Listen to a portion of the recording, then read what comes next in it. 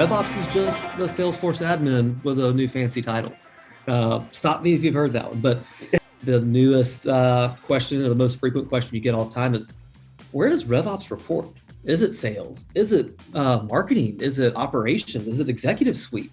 Candidly, I think in order to answer that question, I think you have to look in the mirror for a really long time, because I don't know if there's an ironclad silver bullet answer. I think you need to look at the way you run your company, and you need to look at who in that company is going to have the most impact on how revenue cycles in, all the way from the minute someone hits your website to the minute they sell, to the minute they renew, to the minute they get invoiced. And if you can answer those questions of where my biggest bottlenecks are, where my biggest pain points are, and if it's in a specific group, and if that group is still in silos, go hang out in that group and put RevOps under sales or under the CRO, put it under marketing, put it under the executive suite. I think it really depends on how your business is run and where they can make the most impact. Submarine Incorporated is the company that you are now in charge of building this go-to-market tech stack for.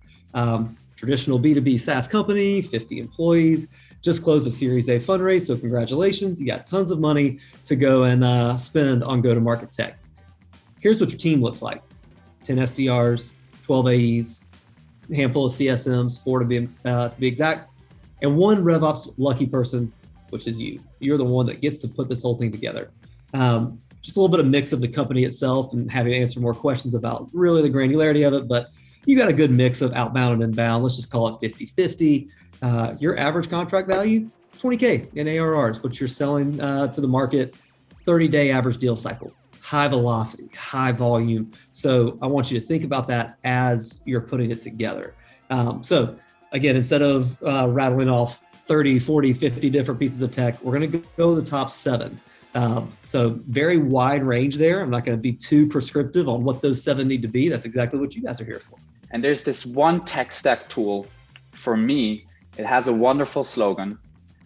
It is goodbye opinions, hello reality.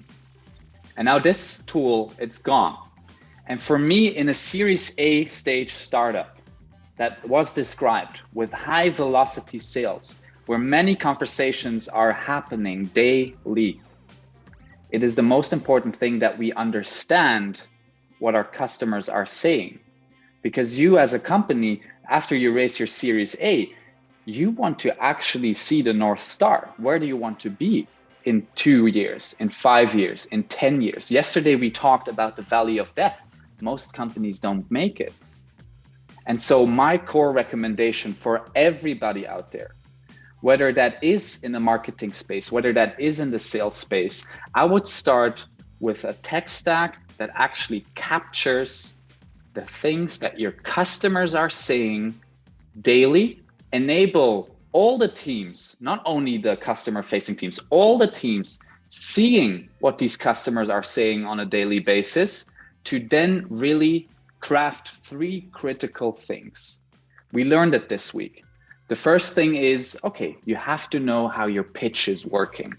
Are the questions you're asking the right questions?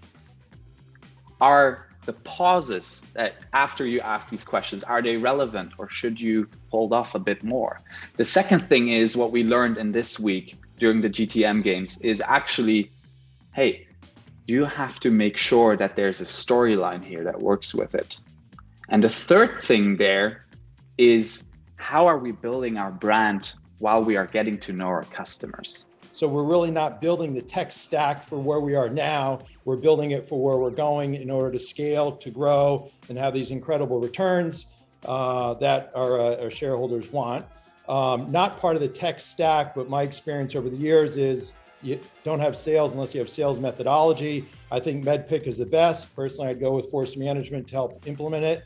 And you need the right methodology in terms of what you're doing and how you're doing it. I won't go into the specifics of all the MedPick nomenclatures, but I'm sure you know that.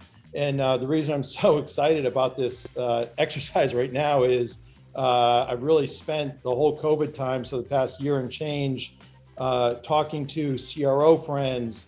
It's been crazy. It's like summer came through, and all of a sudden all the CROs at these sales tech stack companies, you're laughing, I'm telling you the truth. It's like they all woke up and they said, hey, marketing, we're getting crappy leads. You're not helping us. We have all this mumbo jumbo branding. We want to sell. We've traditionally had our customers have been marketing, enablement, operations, inside sales. Guess what? You have these VP of sales executives that are now kind of CROs. They're making the decisions. We're not plugged into them. So, with a drum roll, please. I know we got exactly a minute, and I do get to jump off because I get a customer call at the top of the half. So I have to say, Randy, you hit all 7. You went there. My friend, congratulations. Joaquin, the silver lining for you is I'm coming back to Amsterdam relatively soon, and the next round of drinks is on me. So that's one of the reasons why. So, but Randy, yeah, you absolutely knocked it out. Great job. Okay, so scenario, you have a company that has been primarily an inbound SMB model. Now they're looking to move up market, right? Is so it they're SaaS? Yes. Okay. Sorry, SaaS company. Doesn't really matter the revenue, but they're small, not small, but they're inbound. Let's just say they're at I don't know, let's just say they're at 70 million, somewhere between 50 and 100. They're moving up market. They need to build out segmentation, right? They're starting to look at more of a targeted account approach, possibly named accounts, or maybe some kind of hybrid model of named and territory. They do create marketing awareness, right, and interest through content that they put on their website, social media such as LinkedIn and Twitter. They've done some events, some webinars, but however, they really don't know what's working and what's not, right? They don't even know whether it's working at all, and if it is, where in the buyer's journey.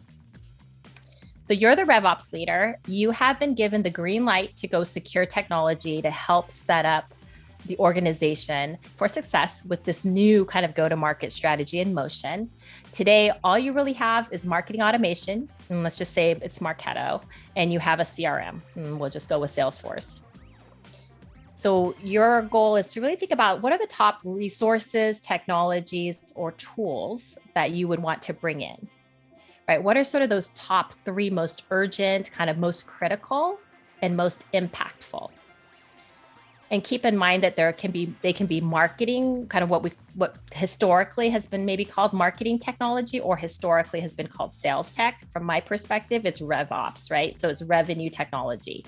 And again, that soccer game analogy, right? Folks are all using a lot of the same technology across the revenue journey. From an ad matching standpoint, you would want to run targeted ads, right? As you're moving up market, you want to only market to the people that can actually buy your product or service, right? So you don't want to buy ads to I even look at Neo4j. I mean, recently probably adopted 6 Sense or something like that, or, Clearbit Reveal, probably looking at those two, something like those 2 products would be something you'd look at. Lead Magic for visitor identification, of course, but those would be the that'd be the second one. And then the third one would be, you really have to make sure now that you're kind of selling to this enterprise market, which is a lot less forgiving when you're in the sales process. So that's the second product family I want to name. So it could be, Zoom Info, or combining probably several, like LinkedIn Sales Navigator plus Zoom Info, perhaps. And alongside that, some sort of sales engagement platform. So that could be Outreach or Sales Loft, super crucial, that has a really good dialer, because if you're looking to go outbound, you're going to have to do a lot of cold calling. So you mentioned that this company has marketing automation. So I'm pretty sure there's some experience with emails, but since they have mainly inbound, now they have to kind of flip and be a lot more proactive. So that would require a more specific platform for the sales team. So actually, Rightbound's product, which is where I work, takes care of both data and outreach. So those 2 families are kind of brought together with Rightbound. So definitely, we drink our own champagne, and I would recommend that. So I think both of you sort of took this kind of bottoms up approach of looking at what are reps doing, what's the activity that they're working on, versus a tops down, because right now the reps are just doing inbound SMB, right? So they're getting inbound leads that come into them, and then they're working them in this scenario. Right now, the company wants to start to move up market. They're thinking about segmentation. How do they do that, right?